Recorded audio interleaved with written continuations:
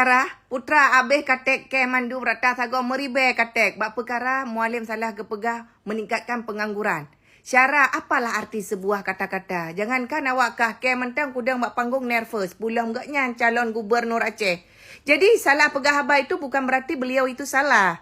Setidaknya kita tu turut berterima kasih karena kenapa? Gaknyan geingat ke pengangguran. Berarti penganggurannya nak hargai. Biasa pengangguran mengikiratan. Jangankan untuk je. Tanya yang lamar darah baru mentang putra buat kah pengangguran. Piuh ke dia uliket lom. Jadi hargai kalinya pengangguran. Tok kalinya pengangguran yang naik sebut. Cakap ke kompanya-kompanya pak lain hantam pernah bahas mengenai pengangguran. Tapi kalinya bahas mengenai pengangguran. Yang tanda bahawa mualim sangat-sangat menginginkan di Aceh ini tidak ada lagi yang namanya pengangguran, guys. Nyan aku pegah haju bawakah. Jadi kepegah agaknya memang mungkin salah penyampaiannya, bukan berarti beliau itu salah. Dia wakah memang punya masalah-salah si cukup berat tu.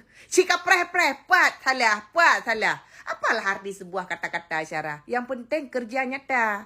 Ilmu yang perkara kata-katanya dumpu je tak cek langit. Nyoy rona menoi, rona medeh, nyontek le menoi, le medeh. Tapi yang beliaunya hana payah taragukan le. InsyaAllah luar biasa kepegah abah sesuai janji. Dan yang perlu aku sampaikan bahawa kah? Perlu aku sampaikan bahawa kah? Nyo teman-teman kadinga bepah nyo ka buka punyuang ke. Alih nyantik kah hujat ke terserah awak kah? Nyan dumho je ka pegah. Mualim itu belum pernah jadi gubernur. Nyan ku pegah. Beliau itu sebelumnya adalah wakil. Jadi kenapa kalian bisa menyimpulkan bahawa Ganyan hanagot? Ganyan tidak bisa menjadi sesosok pemimpin. Sedangkan Ganyan katrip kasyarahat, kepertahankan partai, kibar mentang urung tetap bertahan buat partai Aceh. Yang aku pegah. Jadi baik ke atek ke, hana mempan yang ke atek Syarah. Menyalong tetap aku pilih mualim nombor isa. Mualim tetap calon gubernur Aceh. Nak dengar tu kenan. Jadi baik le ke atek le, yang cukbul gubernur raw ni, yang gubernur raw ni.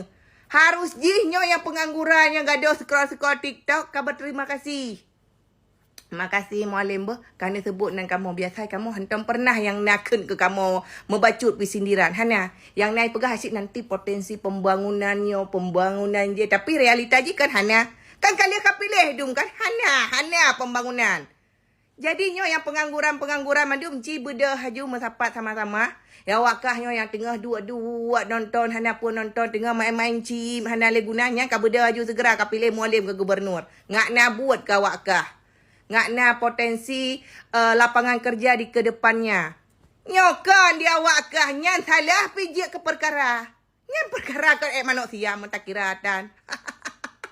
Dipersilahkan untuk teman-teman yang ni hujat ke hujat aju lagi biasa aju.